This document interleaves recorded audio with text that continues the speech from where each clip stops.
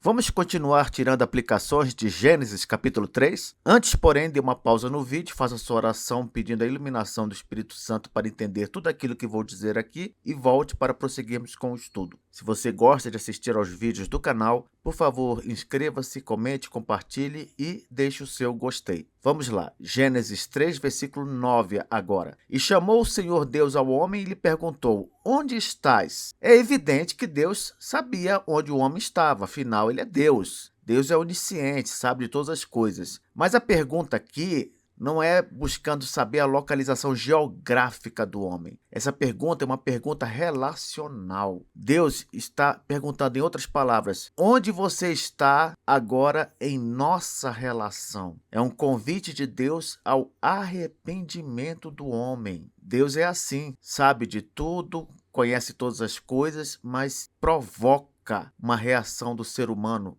para o próprio bem do homem. Por que, professor, para o próprio bem do homem? Porque o homem ele precisa voluntariamente se manifestar com respeito a Deus, tomar uma posição, e todo ser humano está nessa mesma situação. É como se Deus perguntasse a todas as pessoas do planeta Terra: onde estás? Você está do lado de Deus ou não? Você tem a Cristo como Senhor e Salvador ou não? Essa é a questão que todos nós temos de responder. Qual a lição que podemos tirar daqui? Que Deus ainda hoje continua chamando o pecador, porque Ele quer restaurar, não apenas punir. Muitas pessoas acham, eu não tenho uma vida com Deus, uma relação com Deus, Deus então só quer me castigar. Não, Deus te dá a oportunidade todo dia de você se reconciliar com Ele. Deus quer a restauração antes de qualquer coisa. Versículo 10. Ele respondeu: ouvi a tua voz no jardim e, porque estava nu, tive medo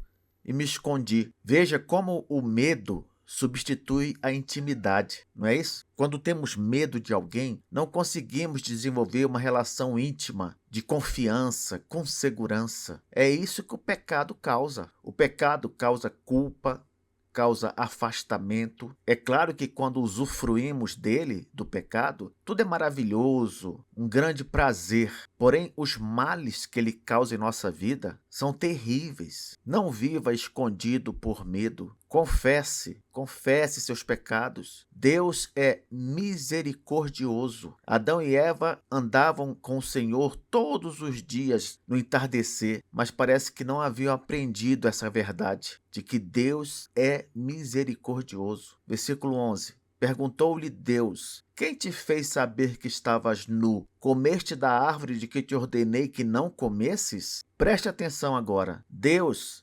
revela o pecado do homem não é para humilhá-lo, mas para conduzi-lo à verdade. Normalmente, o caminho da restauração é um caminho de dor. Não à toa, filhos rebeldes e que envergonham seus pais, a maioria deles só aprende quando disciplinada. Portanto, o confronto de pais com filhos, de Deus com os homens, é um caminho de cura. Não fuja da disciplina divina. Pelo contrário, veja essa disciplina como uma bênção, uma forma de restaurá-lo. Afinal, é melhor encarar a Deus, que sabemos que nos ama, do que evitá-lo e sofrer sozinho. No versículo 12 agora. Então disse o homem: a mulher que me deste por esposa, ela me deu da árvore e eu comi. Que coisa, hein? Adão culpa Eva e indiretamente culpa a Deus também. Culpa Eva porque ele diz: a mulher que me deste. Então, quando ele fala a mulher, está culpando a mulher. E quando ele continua que me deste, está culpando a Deus. Em outras palavras, ele não assume a sua responsabilidade. E este é um grande efeito do pecado, não assumir a própria responsabilidade. Não é assim que age a humanidade de uma forma geral? Sempre coloca a culpa nos outros. Hoje em dia, então, com essa geração vitimista que domina todas as áreas, a coisa ficou muito pior. São pessoas fracassadas que jogam a culpa na economia, jogam a culpa nos outros, jogam a culpa no sistema, jogam a culpa nos patrões. O único que não é culpado é a própria pessoa. Meu irmão, minha irmã, não sejam assim. Assumam seus erros, tanto na vida social quanto na vida espiritual. Culpar os outros é fugir do crescimento. No caso da relação com Deus, culpar os outros é fugir do desenvolvimento espiritual. Eu não faço nada na igreja porque não deixa, eu não faço nada na igreja porque não tem espaço,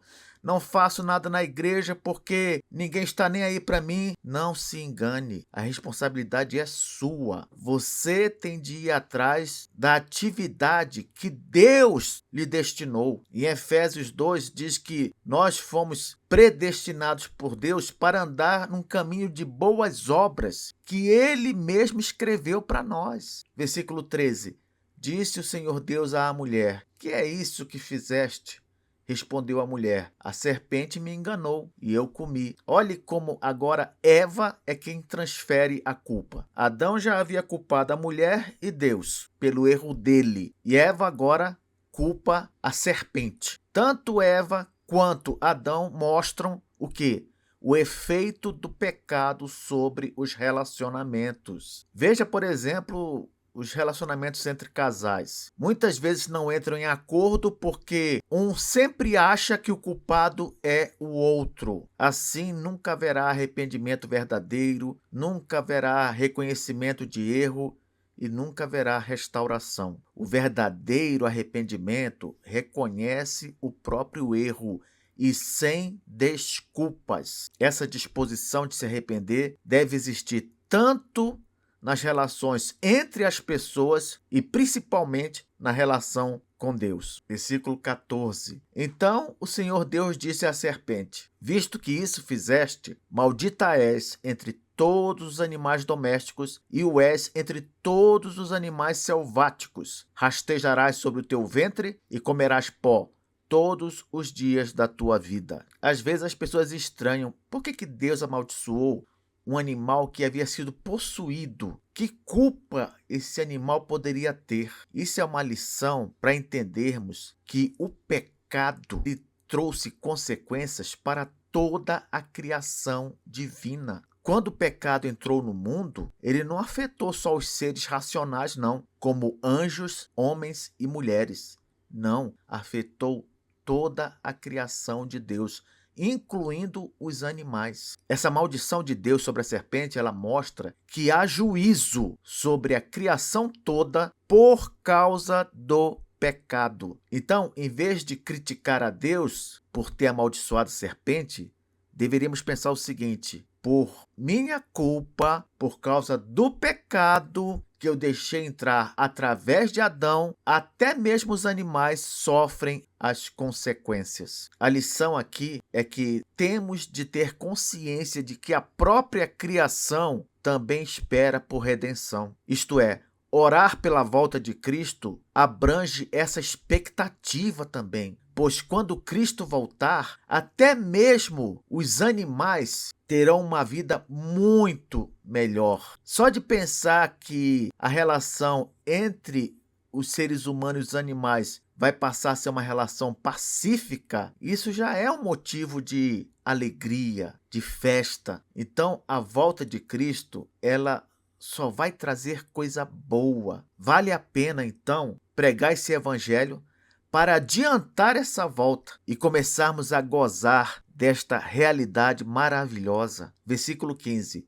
Porém, inimizade entre ti e a mulher, entre a tua descendência e o seu descendente. Este te ferirá a cabeça, e tu lhe ferirás o calcanhar. Eu já falei no comentário a este versículo que ele é conhecido como proto-evangelho. É a primeira promessa de salvação em Cristo. Este versículo ele fala do Senhor Jesus vencendo Satanás na cruz do Calvário, porque é lá que o Senhor desfere esse golpe mortal na cabeça da serpente, ou melhor, daquele que estava por trás da serpente. Uma grande aplicação que podemos tirar deste versículo é que, mesmo na queda, Deus promete redenção. Não é isso? O homem havia caído em pecado, aparentemente não havia mais nada o que fazer, só lhe restava a perdição, a condenação, e Deus vem e surpreende a todos. Promete uma solução, revela que haverá um redentor. Podemos concluir diante disso que Jesus, ele é a esperança desde o início. As pessoas gostam de citar João 14, quando Jesus fala: eu sou o caminho, a verdade e a vida, mas